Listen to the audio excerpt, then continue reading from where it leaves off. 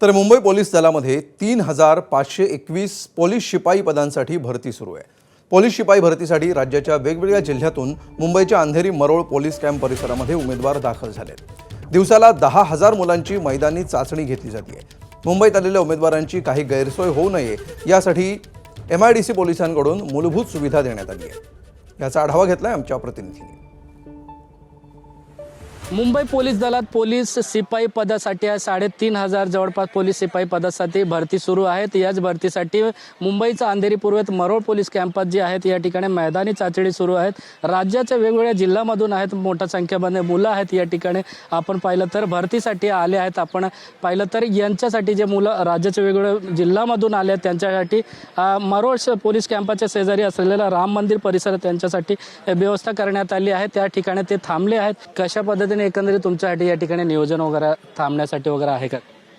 आता तर पोरं म्हणतात सर चांगला आहे, नियोजन पण चांगलं आहे म्हणतात, पण पोराच्यांना आता दुपारी पळवतात म्हणा, तेच दुपारी पळवू नये हेच विनंती करतो। मी आज सकाळी आलेलो आहे, उद्या 10 वाजता भरती माझी।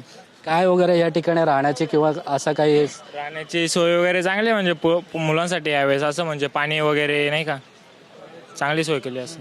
काय माहिती आहे का किती वाजता वगैरे कशा ग्राउंडमध्ये कधी घेतील वगैरे? मित्रांना विचारलं मी, घेत आहे 2 वाजेला तर 4 वाजेला होत आहे म्हणे, ऊन कमी झालं की।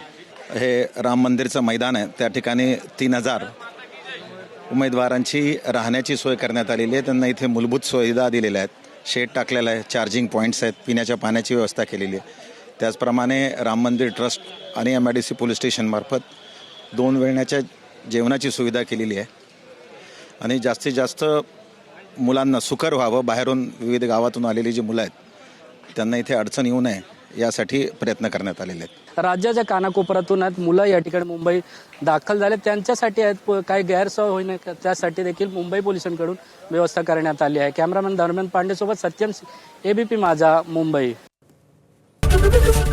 ABP माझा, उघडा डोळे बघा नीट।